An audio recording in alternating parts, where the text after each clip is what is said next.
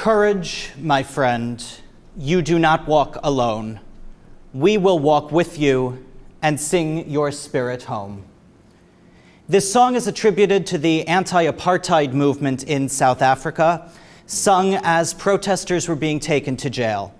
It has since emerged as a popular song of protest movements and minority groups across the world, a song of resistance in the face of oppression, bravery in the face of fear, and community in the face of loneliness.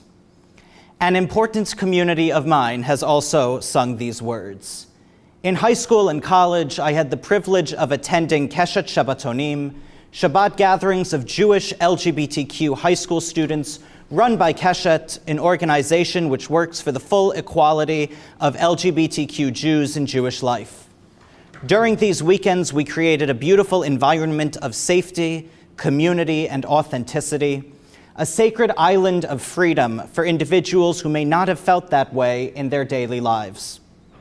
We sang this song during the last hour of programming each year as people were emotionally preparing to re-enter the real world, where many participants felt much more alone and vulnerable than during the 48 hours of the Shabbaton.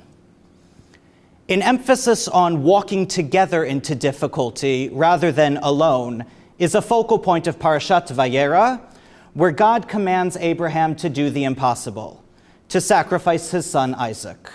For 3 days, according to the Torah's description, Vayelechu shenehem yachdav, the two of them walked together. The text emphasizes their togetherness in multiple ways, by adding the word yachdav, together, when it could have just said that the two of them walked, and by repeating that phrase in two different verses. To me, this suggests that Abraham and Isaac were not just physically on the same trail, but emotionally together, accompanying each other on the journey from safety into the unknown. In the end, of course, Isaac is not sacrificed, but both he and Abraham are forever changed. We can see that in the Torah's description of the descent down the mountain. Vayashov Avraham el ne'arav, vayakumu vayelechu yachdav el Be'er Shava, vayeshev Avraham b'Be'er Shava.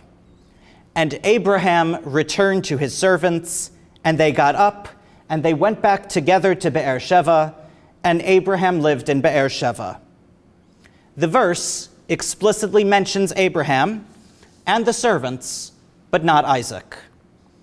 Obviously, the traditional commentators notice this, and many of them pose the question, so where is Isaac?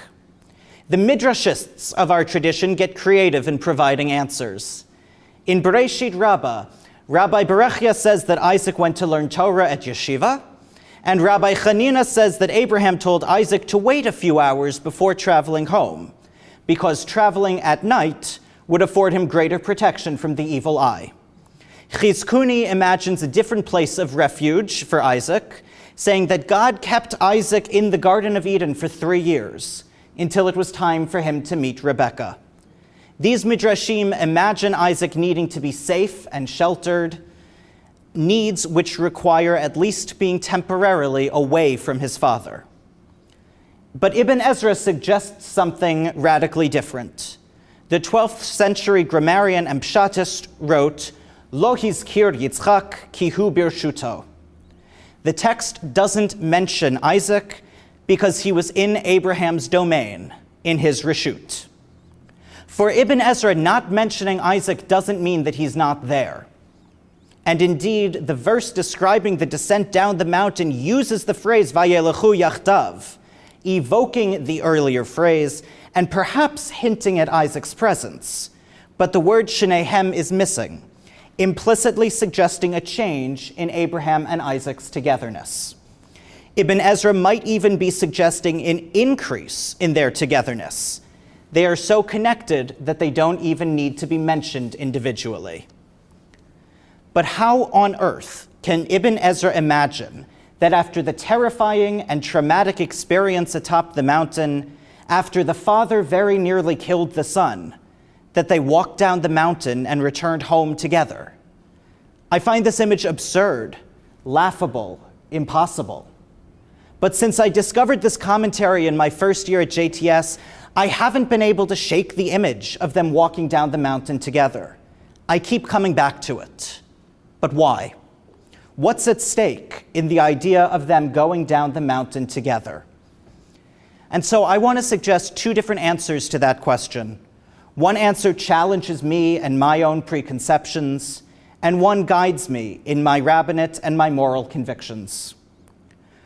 First, the idea of them walking down the mountain together allows the Akedah to be a shared trauma between Abraham and Isaac, rather than a trauma that Abraham inflicted upon Isaac. Abraham, who left everything to follow this God, who waited decades for Isaac, is faced with an impossible divine command to slaughter his beloved son. But Abraham is not just a zealot, Isaac not just a victim. The narrative is more complicated than that. They were both put into a horrible, impossible situation, and they both made their choices and had their reactions. While this experience is usually read as having driven them apart, if they walked down the mountain together, we can see them beginning the healing process, choosing to pursue repair in their relationship, facing the future changed but united. In this sense, despite experiencing the same world and the same event so differently, they continue to walk together. Vayelechu yachdav. Of course, there are abusive relationships where continuing to walk together may be unhealthy or unsafe, and I do not mean that people should put themselves at risk. But when we can, I hear Ibn Ezra calling us to emulate Isaac and Abraham and expand our reshut, even or especially in a time when our dividing lines feel firmer than ever, our instincts to retreat into binaries at their most powerful. None of us holds a monopoly on victimhood, righteousness, or wisdom. Even in our struggles, the response must not be to walk away, but rather to walk together, to accompany and be accompanied. To maintain our relationships and to face the world in its full complexity requires us to broaden our reshut and to engage in those difficult walkings, to think not only of our own trauma, but to be compassionate in seeing what others are carrying with them, and being willing to walk down the mountain with those whom, in moments of self-centeredness, we might be tempted to abandon. A second idea that resonates and that I cherish from Ibn Ezra is the importance of not letting people walk down life's toughest mountains alone.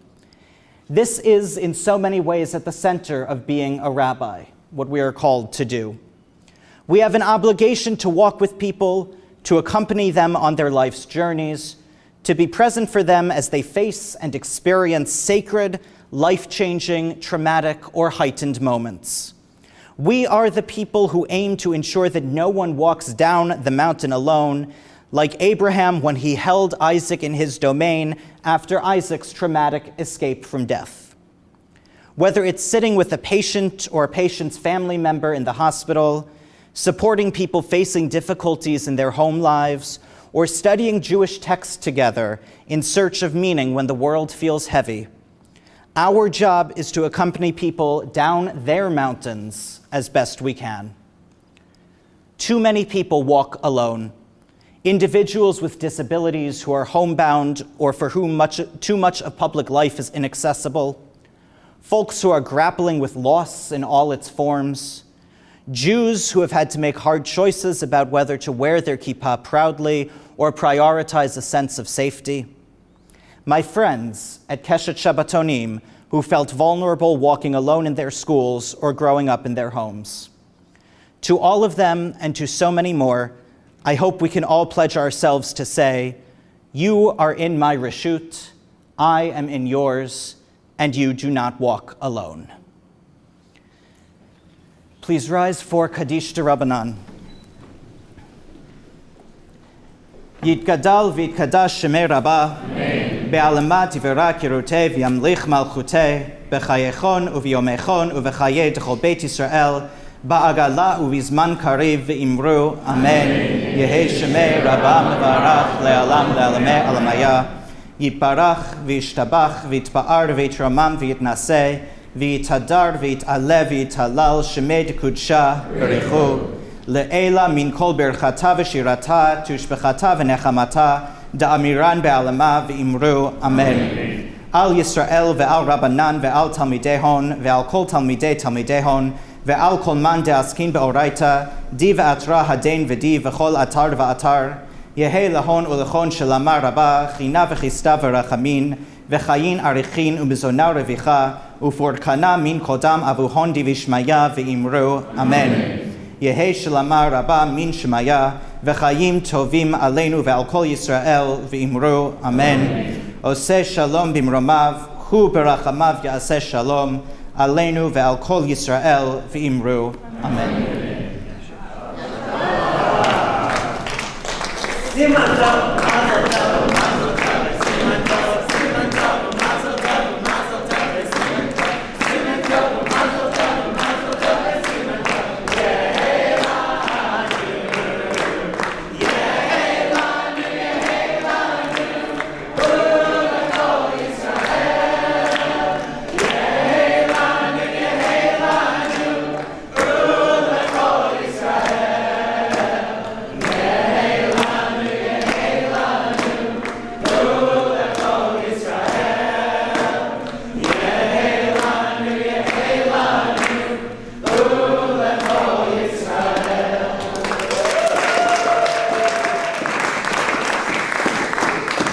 We've got a little food. The black and whites are dairy. Everything else is parve.